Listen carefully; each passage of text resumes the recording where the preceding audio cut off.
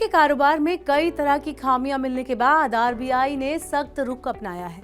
इन खामियों को दूर करने के लिए बैंक और गैर बैंकिंग वित्तीय कंपनियां यानी एनबीएफसीज गोल्ड लोन से जुड़े नियमों में बड़े बदलाव का प्लान कर रही हैं। गोल्ड लोन में क्या क्या होगा बदलाव, इसका क्या असर पड़ेगा, इससे ग्राहकों को कैसे होगा फायदा, आइए इस वीडियो में समझते हैं। Hello and welcome to money 9, मैं हूं मीनू शर्मा। दरअसल बढ़ते कारोबार को देखते हुए तमाम बैंक और एनबीएफसीज गोल्ड लोन पर फोकस बढ़ा रहे हैं। आरबीआई की जांच में खुलासा हुआ है कि गोल्ड लोन के कारोबार में बैंक और एनबीएफसीज ग्राहकों के साथ बड़ा गोलमाल कर रहे हैं। केंद्रीय बैंक ने गोल्ड लोन के कारोबार से जुड़ी संस्थाओं से अपने कारोबार और नीतियों में सुधार लाने को कहा है। इसके लिए उन्हें 3 महीने का समय दिया गया है। बैंक और एनबीएफसीज अब इस दिशा में आगे बढ़ रहे हैं। इसके तहत आरबीआई से रेगुलेटेड संस्थाएं गोल्ड लोन अप्रूवल और रीपेमेंट का तरीका बदलने का प्लान बना रही हैं। नए प्लान के तहत गोल्ड लोन देने का प्रोसेस होम लोन और कार लोन की तरह करने पर विचार चल रहा है, यानी कर्ज चुकाने की क्षमता के आधार पर ही लोन अप्रूव किया जाएगा। अभी तक कर्ज देने वाले संस्थान यानी लैंडर्स गोल्ड लोन देने से पहले लोन किस काम के लिए लिया जा रहा है और वो कैसे चुकाया जाएगा, इस पर चर्चा ही नहीं कर रहे, जिससे बड़ी संख्या में लोग डिफॉल्ट कर रहे हैं और अंत में उनके गोल्ड को नीलाम कर दिया जाता है।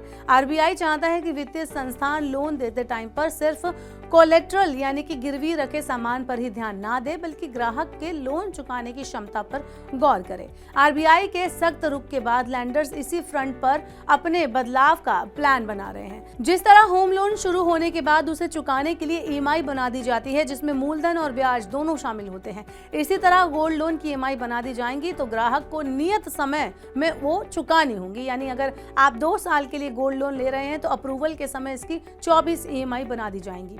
लोन की अवधि पूरी होने के बाद ग्राहक को गोल्ड वापस कर दिया जाएगा। अभी वित्तीय संस्थान ग्राहकों को रीपेमेंट के कई ऑप्शन दे रहे हैं। पहले ऑप्शन में ग्राहक हर महीने ब्याज चुकाता है और अंत में लोन का एक मुश्त भुगतान कर देता है।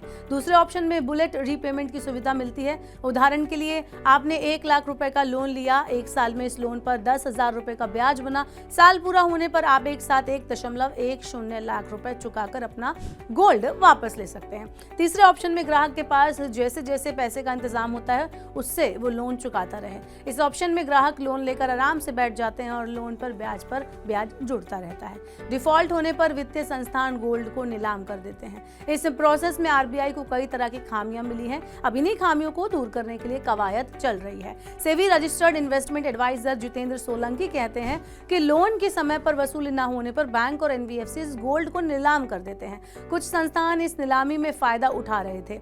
ग्राहकों को इस नुकसान से बचाने के लिए ही आरबीआई गोल्ड लोन की नई पॉलिसी पर जोर दे रहा है। इससे गोल्ड लोन के डिफॉल्ट में कमी आएगी, जिससे उद्योग और ग्राहक यानी दोनों को ही फायदा होगा। आरबीआई के डेटा के अनुसार सितंबर 2024 के अंत में गोल्ड लोन का बकाया पिछले साल की तुलना में 51% बढ़कर 1.40 लाख करोड़ रुपए पर पहुंच गया। रिसर्च एजेंसी पीडब्ल्यूसी इंडिया की रिपोर्ट बताती है कि साल 2023-24 में गोल्ड लोन का कारोबार 7.1 लाख करोड़ रुपए पर पहुंच गया। साल 2029 तक ये सालाना करीब 15% की वृद्धि के साथ दोगुना होकर 14.19 लाख करोड़ रुपए पर पहुंच सकता है। भारत में गोल्ड लोन का ऑर्गेनाइज्ड मार्केट करीब 6 लाख करोड़ रुपए का है। इसमें बैंकों का हिस्सा 80% और बाकी एनबीएफसीज का है।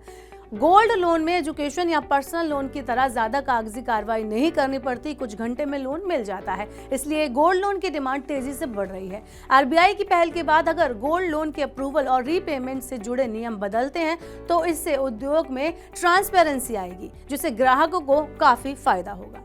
आपको क्या लगता है कि इस नई पहल से, नए नियमों से कितना कुछ बदल जाएगा? आप हमें कमेंट बॉक्स में बता सकते हैं और ऐसी और वीडियोस के लिए देखते रहिए मनी 9।